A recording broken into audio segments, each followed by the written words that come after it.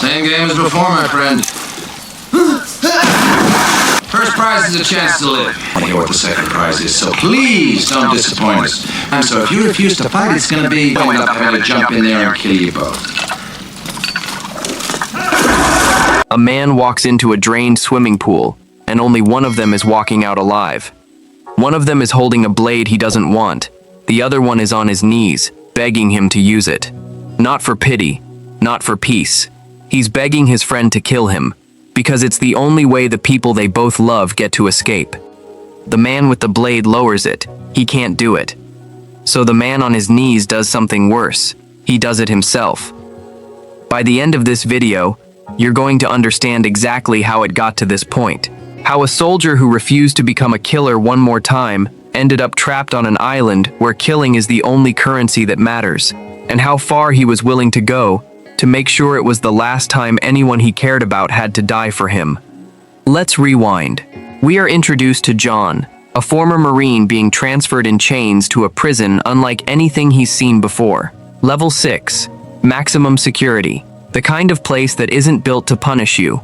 It's built to erase you. A holographic warden greets the new arrivals with a message that isn't meant to comfort anyone.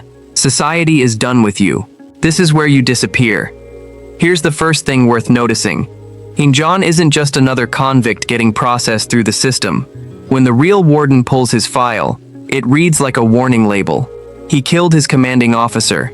He's escaped from 2 other maximum security facilities. And there's a note in his file about a deep resistance to authority. Keep that detail in your head, because the movie is going to spend the next 2 hours making you ask the same question the warden should have asked on day 1. What does it take to make a soldier turn his weapon on his own superior? The warden makes the rules brutally clear. No visitors, no calls, no letters. Trouble gets punished, and punishment here isn't a slap on the wrist. John doesn't wait long to test that. Thrown into a cell, he meets a cellmate who does something small and human. He shares smuggled bread with him. It's the first decent thing anyone's done for John since he arrived, and the cameras catch every second of it. That night, John watches a screaming inmate get dragged away by guards. His cellmate explains, quietly, like it's something you're not supposed to say too loud, that the man is being sent to Absalom, an island, a place reserved for prisoners who break too many rules to stay here. The next morning, John's cellmate is gone. He's dragged to a judgment room, strapped into a rotating metal frame in front of every prisoner in the facility. His crime? Sharing bread. His sentence? 10 lashes. And the warden hands the whip to John. This is the moment. John refuses to hit him. The warden threatens to shoot the man where he stands. So John does the only thing left. He grabs a taser, creates chaos, and takes the warden hostage with his bare hands, right in front of a room full of guards.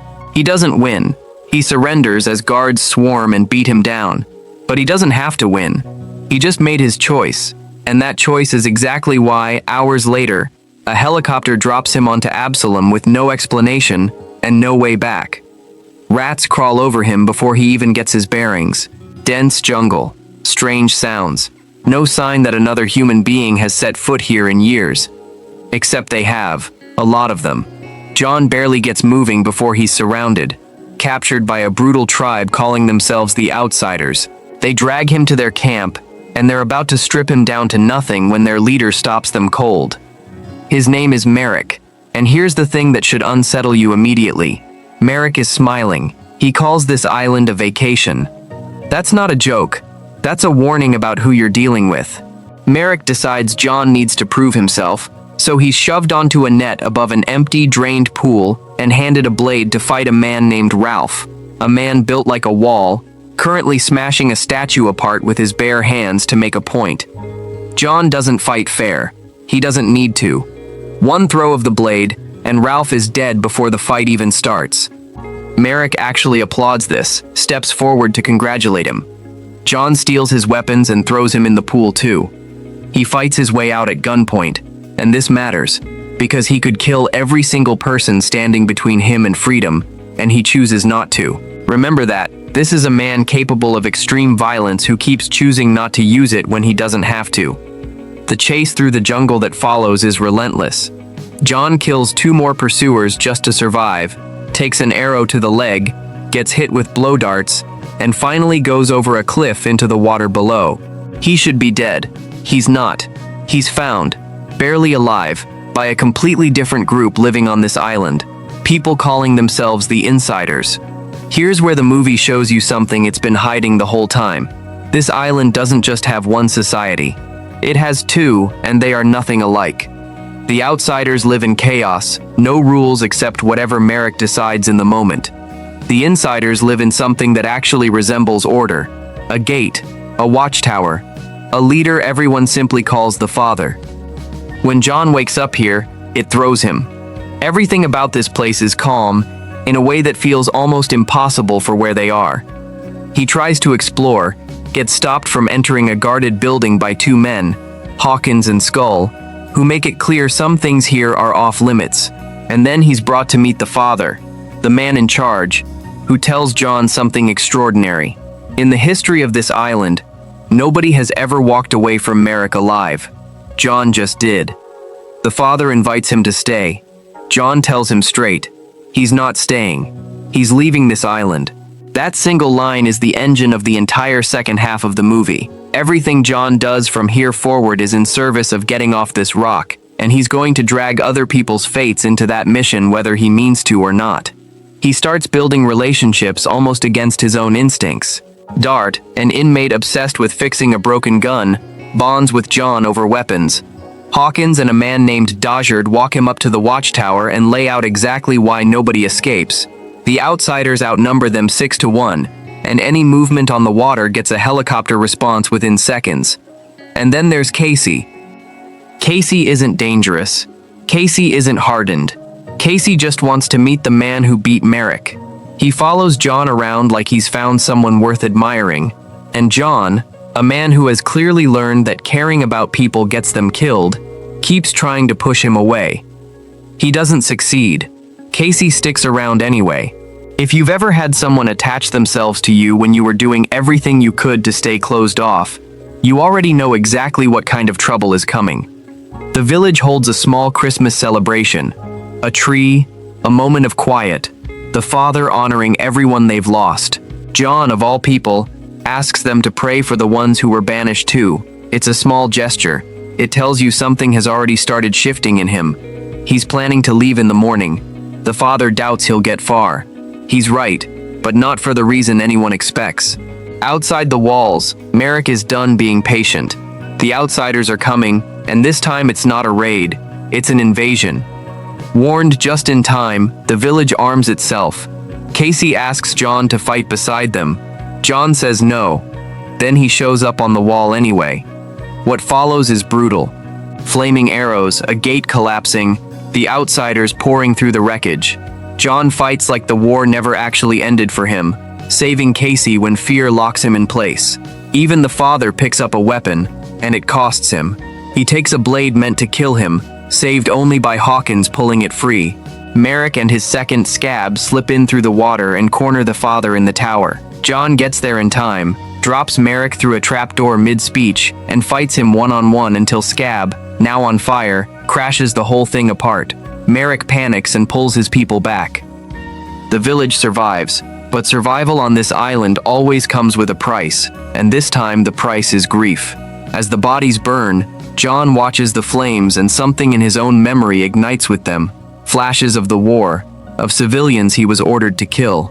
That night, Killian, one of the Insiders, hands him a drink and tells him something that reframes everything. The Father was imprisoned over his wife's death, an overdose nobody could ever actually prove was his fault.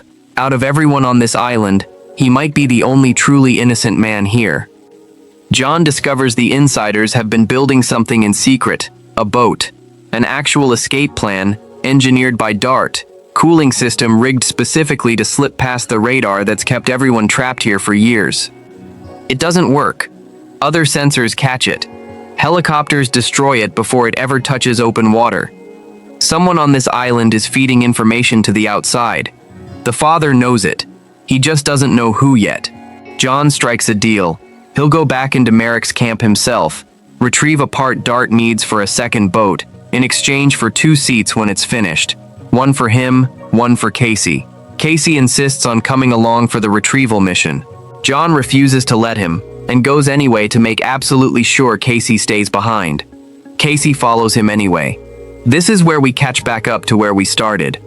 Casey triggers a trap in Marek's camp and gets captured before John can stop it. Marek, cruel as ever, has glass shards tied around his neck as a warning, while John uses the chaos to sneak in, grab what he needs, and set the whole camp on fire with a Molotov. He gets Casey free, but Marek catches up to both of them and forces them into that drained pool with one simple sadistic rule: fight to the death, or neither of you leaves. Casey doesn't want John to hesitate. He wants this to be quick, because every second they waste in this pool is a second the village doesn't have to prepare. He's asking his friend to end his life so other people can live. John can't do it. So Casey takes the blade and takes the choice away from him. If you've ever watched someone you cared about make a decision to protect you that you would never have let them make if you'd had any say in it, you already know exactly what that silence feels like afterward. Marek moves in to finish John off, but a spy hiding among the insiders intervenes, knocks him down, and tells John to get back and warn the village. Another attack is coming.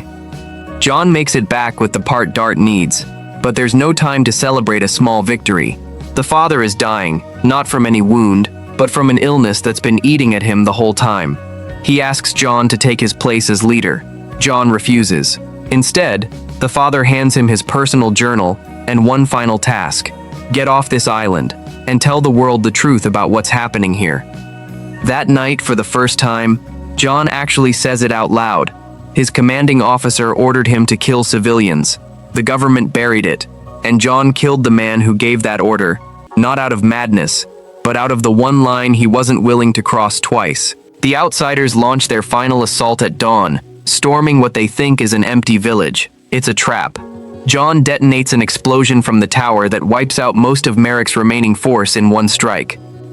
Marek and John finish it hand to hand, high above the ground, until the father, dying, and still willing to take one more blade for the people he protected, steps in and pays the final price so John can finish the fight.